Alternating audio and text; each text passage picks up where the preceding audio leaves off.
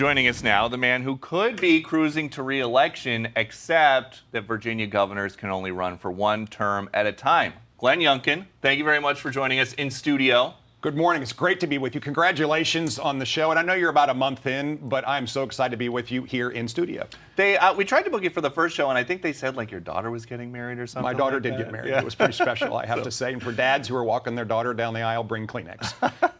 I'll remember that. So Virginia's off your election right now. Everybody's talking about these text messages that really are as bad as everybody says, where the Democrat running for Attorney General called for the death of Republicans in the state, and now he is saying sorry. And what did he want to do to Todd Gilbert? 2 bullets to the head. Why? Because he didn't like his politics. What's worse, he wanted Jennifer Gilbert, a mother with 2 small children, ages 2 and 5. He said that he hoped to see their children die in their arms. I am ashamed.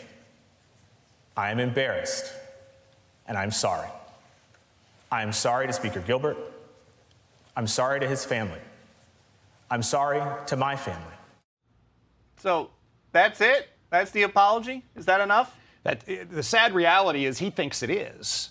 And now he's asking for Virginians to vote for him for the job of top cop, the people's protector, and yet he wanted to put 2 bullets in the head of our former speaker, a Republican, watch his children die in their mother's arms. Then he came back out and said, and a few cops need to die too. And that is disqualifying beyond any possible claim for that job or any job in public office. He could not even get hired as an assistant attorney general because he couldn't pass the background check. And yet he's running around saying, please vote for me.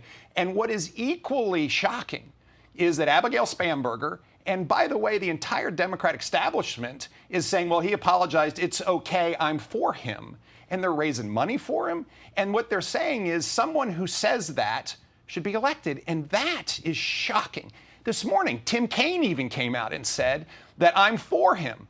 This is the same group of people, Abigail Spanberger and everybody else, that when the former governor of Virginia came out with the blackface scandal from a picture from 30 years ago, within 24 hours, they were all screaming for him to step down.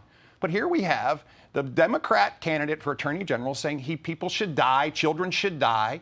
And worse yet, the law enforcement community is now stood up and said, this guy is beyond disqualified. He should not be running. And we will really struggle to work for him. And so all of a sudden, you have the basis of public safety in the Commonwealth of Virginia saying this guy can't be Attorney General.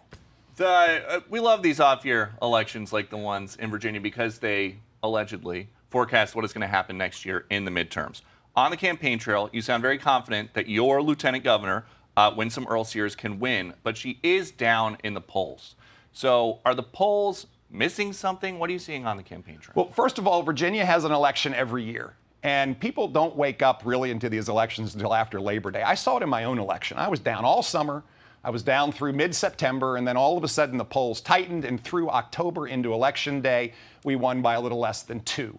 And we see the exact same thing happening here. First of all, even prior to these demented comments from the Democrat candidate for Attorney General, Winsome had already closed it to about 5. And now all of a sudden with this statement of clarity on where the Democrats really stand on public safety and morality, she's now tightened it up completely. And this race is a toss-up. And I hear it all over the Commonwealth. Yes, this is a big issue, but also Winsome's on the right side and Abigail Spanberger's on the wrong side of every major issue. Abigail Spanberger will raise taxes. Abigail Spanberger will promote energy policies that will drive your energy bill up. Abigail Spanberger wants everybody to be forced to join a union. Abigail Spanberger wants to take away qualified immunity, which will further isolate law enforcement in the Commonwealth of Virginia. She is on the wrong side of every single issue. And then finally, education continues to be a giant topic in Virginia. And Winsome Sears has demonstrated, along with our administration, that we are standing up for parents and to make sure that children, their dignity, their privacy, and by the way, their safety is protected every day. And Abigail Spanberger's just fine with boys and girls locker rooms and men playing sports with girls. And it is such a decisively majority issue in the Commonwealth of Virginia that voters now recognize that they don't want any of that. And that's why this race is so tight and why we're working so hard down the stretch. You are one of the most influential Republicans in the United States. The most influential, of course, is President Trump. He By far. He has not endorsed Lieutenant Governor Sears yet. Do you know if he plans to? Well, he came out and said, first of all, that Abigail Spanberger is an awful candidate and that Winsome Sears is an excellent candidate. And he understands exactly that. And so as we rush down the stretch here in these last 2 weeks, the big message is get out and vote. You know, when we turn out and vote, we win elections. We did it in 2021. We had massive turnout, particularly in our red counties.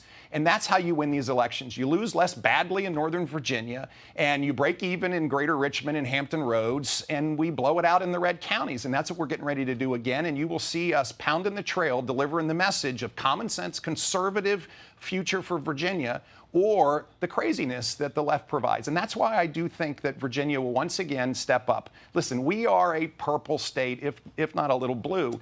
And we've demonstrated over and over again that results matter. Virginians like what we've done. They like what Winsome and I have done along with Jason Miyares. And I think that they're going to hire us again. And the last one before you go, believe it or not, it is time for us to start asking this. In January, you're going to need a job. A lot of people would like to see you run for national office. Are you going to do it? Well, first of all, my focus continues to be to finish as strong as we can. And therefore, that's where my attention's going to be. I'm going to take my wife on vacation because she deserves it.